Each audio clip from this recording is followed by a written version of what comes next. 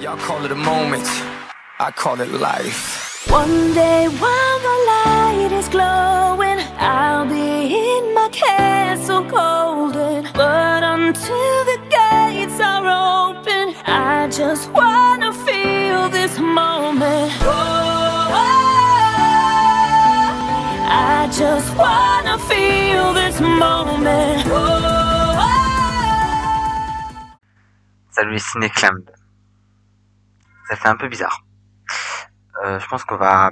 Je sais qu'on a changé de nom, mais je pense qu'on va quand même garder la même intro. Salut les cinéphiles, les geeks et tout le monde, j'espère que vous allez bien.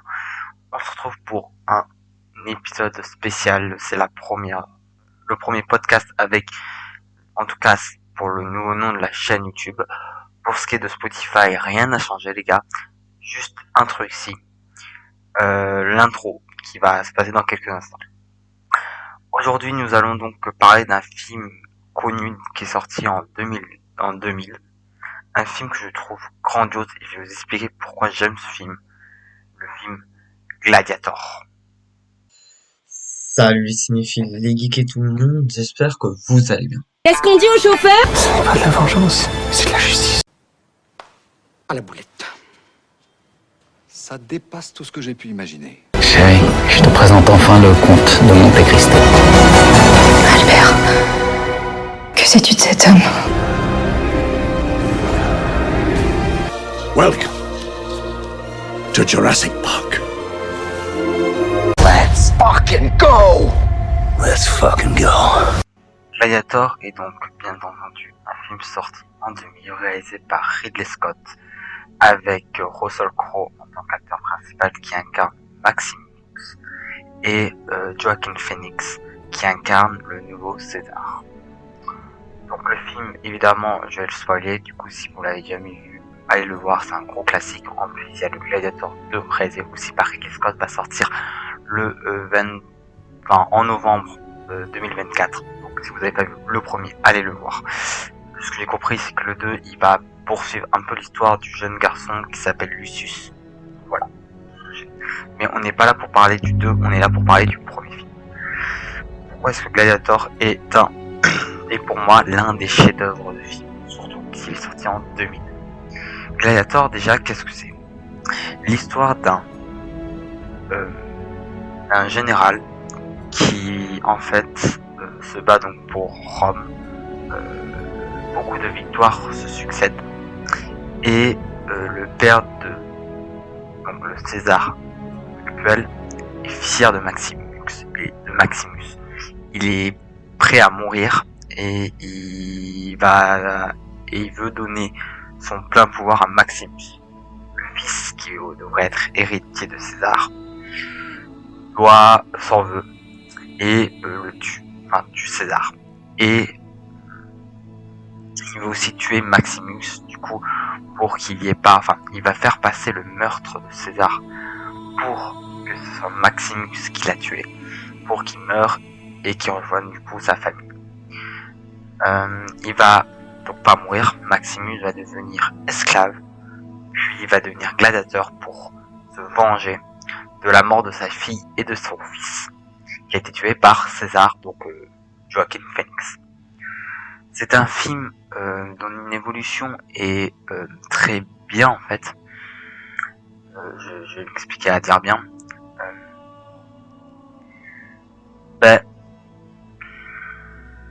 Maximus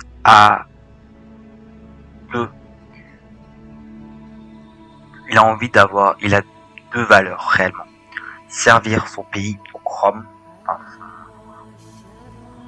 son territoire, et il aime aussi sa famille. Et en fait, en voulant retrouver sa famille, ça faisait des mois et des mois qu'il les avait pas vus. Donc on demande à César de pouvoir retrouver sa famille, et c'est là où il y a le meurtre. Et il ne verra plus jamais sa famille, car en pensant que Maximus est mort, pendant le long trajet de Maximus, César, donc Joaquin Phoenix, le personnage qu'incarne Joaquin Phoenix, j'ai plus son nom en tête, désolé, va prendre une armée et aller tuer son fils et sa fille. Donc on suit l'évolution d'un général qui devient en fait esclave. Donc en fait les marchands le retrouvent à terre, attristé par la mort de sa femme et de son fils. Et il va s'allier avec Proximus, je crois que ça s'appelle, pour devenir gladiateur. Mais vu que c'est un ancien général, Maximus, il a aucun problème de tuer tous les gens dans l'arène. Et donc va essayer de s'élever pour aller à Rome et pour pouvoir affronter et pour devenir le meilleur gladiateur et surtout pour se libérer. Parce qu'en fait dans l'histoire, si t'es gladiateur, c'est le seul moyen d'être un homme libre, c'est de te faire libérer par l'empereur lui-même qui te dit je te rends la liberté. Proximus, donc celui qu'il a acheté, le gladiateur Maximus, et s'est fait libérer par César, on le voit au début du film. Et voilà. Après, bien sûr, il y a toujours ce petit garçon qui s'appelle Lucius. Il est admiratif de Maximus. Et voilà. Ça, c'est en gros l'histoire à la base. Un général qui devient esclave puis gladiateur. Pour justement venger son fils, sa mère et son fils en essayant de tuer le César. Mais voilà. Déjà, la beauté des combats, les paysages, on voyage en fait autour de la Terre. Ridley Scott nous montre plein de beaux paysages. C'est juste magnifique. Et bien sûr, ce qui amène aussi à cette beauté, comme vous pouvez entendre actuellement, la musique de Hans Zimmer. Hans Zimmer est le compositeur aussi de ce film-là. Il a composé la plupart de ses musiques. Et la musique, vous savez, qui fait un grand pas dans l'univers cinématographique. Et cette musique de Gladiator, bien sûr la plus connue, c'est celle que vous écoutez actuellement, Now I'm Free. Now We Are Free, désolé. Et cette musique, elle est juste extraordinaire. Mais il n'y a pas que ça. Il y a aussi plein d'autres musiques. Et je peux dire qu'en fait, en 2000, Ridley Scott est vraiment à sa plus haute performance. Parce qu'il nous montre un show épique. Et nous amène à un drame qui se filme bien. Voilà, c'est juste magnifique, les acteurs jouent vraiment bien. Et bien sûr, on sait que après Ridley Scott va faire des films bof, comme récemment Napoléon.